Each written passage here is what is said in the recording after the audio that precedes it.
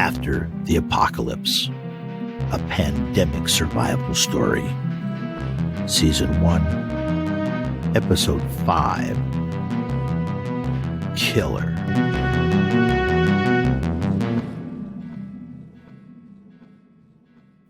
Her name was Janet Kramer, but her coworkers called her KJ. She didn't know why. She supposed it didn't matter anymore. The lines on the road flashed by, and she started to fade from consciousness again. Caught herself and focused. Who was she now? In this new landscape of chaos and death, KJ. She mused as the big 5-liter V8 purred down the abandoned highway. That was the devious beauty of a perfect nickname, when the recipient of the nickname didn't know, but suspected there was something else going on. Some subtle dig, some backhanded comment about her personality that the perpetrators could deny. As far as she could tell, the K stood for killer, but she hadn't figured out the J just yet. She had her suspicions. That's the way it was. Her initials were JK, but she had become known as KJ at her firm. It was just part of the gauntlet she had to run every day. The talking heads liked to opine about how empowered professional women were, how they were leaders in these modern, enlightened times. Indeed, the partners in her firm had trotted her out as an example every time the subject came up, but the old biases were still there. Like a river that had been forced underground, lurking under the surface like a pent-up geyser. The male partners and associates were jealous of her abilities, and she had to be twice as good. The jealousy was probably worse now that it was against the rules to overtly attack her. It had no way to express itself, no way to vent. Instead, they played their petty games and had fun with their subtle jabs, the snide remarks, and now the nickname were a covert way to push back. They couldn't beat her in the open, so they hid in the bushes and threw mud, so to speak. She smiled a bit at that visual, her perfect white canine teeth emerging from hard, thin lips in the mirror, just for a moment before she caught herself. Little men, cowering in bushes, throwing mud, like little spiteful gremlins. She liked that image. She wasn't one to just smile and accept it. Her rivals had learned that, but she still had to be careful which hills she chose to die on. She preferred to set the agendas, drive the cases, and make things happen, not respond to petty jabs from petty boys whose feelings had been hurt or who felt threatened. Those pricks, the jerks in her office, hard-charging guys with nice suits and bad habits. She smiled slightly again. They're probably all dead now. And she wasn't. She wasn't dead. But what now? She had gotten sick like everyone else. For days she languished in her apartment, but she didn't give in. She forced herself to eat and drink to stay alive. After a while, she knew she would survive. She always did. She had a view of the city from their penthouse. She could see the destruction. Fires, smoke, wrecks, bodies. It got worse as her sick days dragged, but still a few things still moved. When she had recovered enough to drag herself out of her building, it was all chaos. There were cars smashed in the road like some farcical demolition derby. Half the city was on fire. There were gunshots and shouting. But strangely, no sirens. Worst of all, there were dead and dying everywhere. It was like some medieval nightmare, some old painting of the Inquisition with demons pulling on the flesh from the screaming penitent. She knew she had to get out of the city. Her family was gone. She couldn't change that. Winners don't cry. They take control and make things happen. So she pulled herself into her red Land Rover and headed out of town. She would get out of the city and head south. She was from the South. That was another thing that made those boys mad, with their clipped Eastern Standard accents bred from those years of lacrosse and liberal arts at places like Andover and Groton. The prep boys heard a twinge of Southern in your voice and assumed you were soft as a morning biscuit. She quickly taught them differently. She used their biases against them. She smiled her polite debutante smile as they impaled themselves on their own cultural absurdities. They never learned. It was a harrowing drive out of the city. There were wrecked cars off the road, cars burning or just abandoned randomly in the road. There were people, dead and almost dead. At first, she had tried to avoid the corpses in the road. Eventually, she came to see them as inconveniences. She still slowed down and did her best to drive around, but when all else failed, the Range Rover had the clearance to go over and through the dead. There were still bodies moving. Some tried to get her to stop. She had pressed the accelerator hard and grimaced as a shambling survivor tried to flag her down. What were they thinking? How was she supposed to help anyone? She could barely stay upright herself. Screw them anyhow. They could fend for themselves like she did. She didn't have the time, the energy, and certainly not the empathy to get caught up in some other a-hole's problems. When she eased onto the interstate and things looked relatively clear, Janet took a deep breath of the leather-smelling air and reached for her bottle of water. She took a long swig and swallowed. She choked a bit and coughed hard into a napkin. The napkin revealed a dark green phlegm tinged with dried blood. She swallowed hard to clear her throat. It was still a bit raw. Her lungs were rattled when she breathed, but it was getting better. She tossed the napkin to the passenger side floor.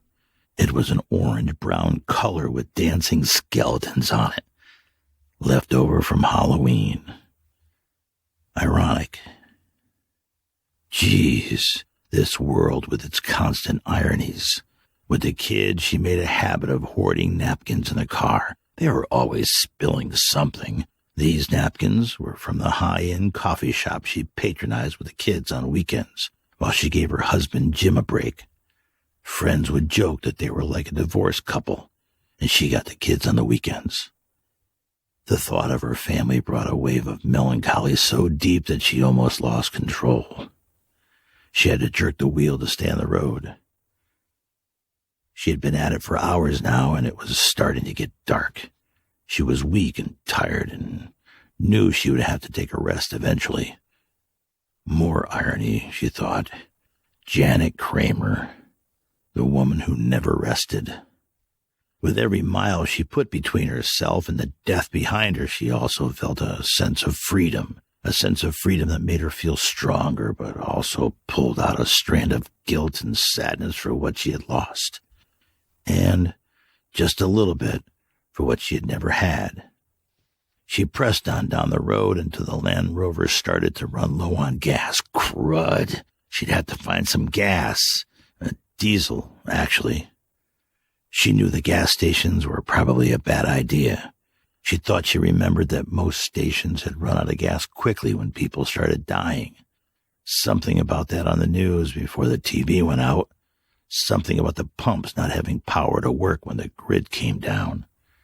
She was busy at the time, trying to keep her husband and kids alive as they coughed and choked to death in her arms. She had tried. God, she had tried.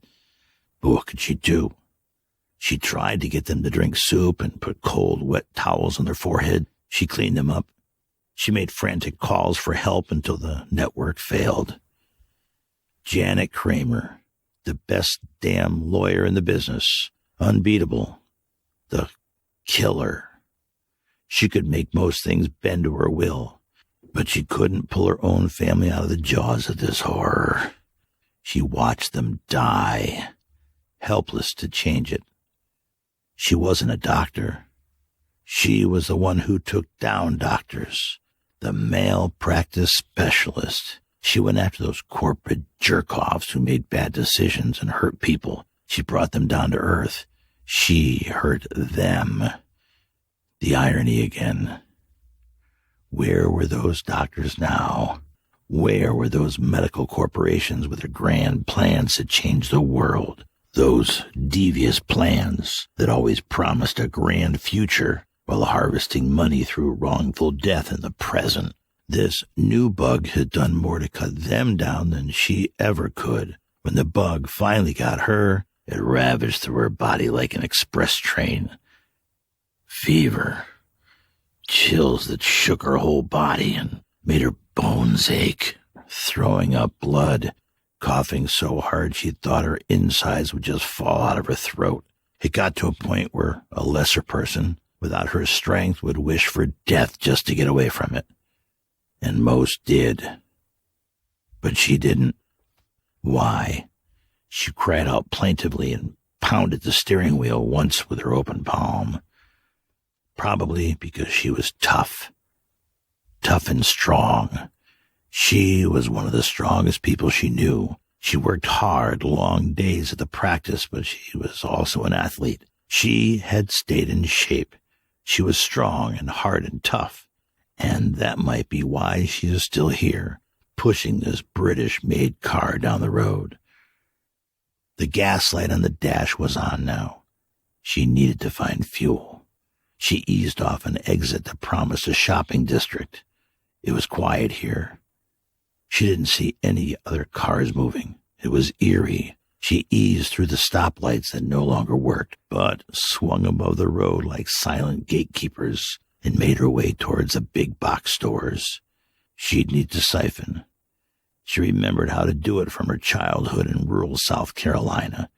She needed a gas can, maybe more than one. She needed a length of hose. Then she had to find some vehicles without the anti-theft devices and siphon some diesel. She had a bad feeling about this. In her weakened state, she was worried about leaving the car. But she'd have to do it if she wanted to keep going.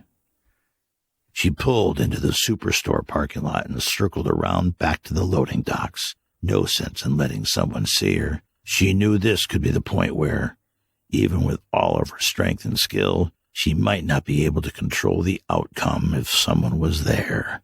With some reservation, she parked the car behind the dumpster, manually locking the doors. She resisted using the key fob lock because it would make some beeping noise. She pocketed the fob and started her approach to the store. Into the unknown. Into something she couldn't control. But then, like clockwork, a switch flipped in her mind the way it always did when something hard needed to be done. What's living without risk? Janet Kramer, known to some as KJ, reminded herself. She steeled herself, straightened up, and headed in.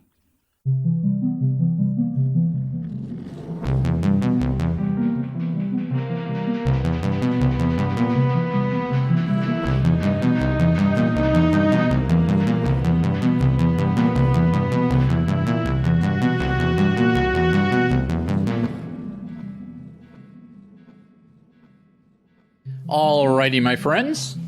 This is Chris, your writer and producer, your podcaster. Hello and welcome from the deep, dark winter of New England where I reside. I'm sitting in my office and it looks like it's about to start snowing again. So, hey, you've done it. You're up to episode 5. 5 episodes in. So I guess you're hooked now, huh? So instead of a generic outro today, I'm giving you the break the fourth wall outro. And I'll probably do this from this point on, just so you can get to know me a little bit. So how do you like the new character, KJ? I think she's great. I love this genre, and I love these characters. And I wanted to start this show, I wanted to start it with a few episodes in the can for you, so to speak, so you could get into the narrative, right? It's hard to get into a story with just one chapter. So I wanted to seed it with 4 or 5 shows. So my official launch, though, is January 2021, which is now. And I would like to drop an episode a week, but we'll see how that works. I can only do it with your support. I have resources to do a few more, but after that, I'm going to be looking for some support. I'd like to thank my friends, Tim, you know who you are, and Dwayne, for helping me with ideas and editing, and Dwayne for being our first supporter on Patreon. Yay! And as always, the narration here is done by Robert Weinheimer, and I think Robert's doing a great job. I really like the cadence. I really like the sort of growl he's got. I think that's the mood we're looking for. I interviewed a lot of people for this, and Robert came to the top. So I'm going to ask you for your help again before I let you go off today, off to your own survival. Eventually, we'll have enough downloads for the advertising to actually be worth something. But for probably the next 6 months or so, I'm going to need your direct support on Patreon to pay the bills. I've only budgeted so much to seed so much seed capital, if you will, to get us rolling. So go to Patreon / After the Apocalypse, all one word, and help me keep the show going. And I'll give you a call out in the show. I'm spinning up all that other stuff, the social media and all that as we speak. So thank you all for spending some time with me and the old man and Janet. And thank you for listening. And until next week, keep surviving. I should say that in Robert's voice, right? Keep surviving.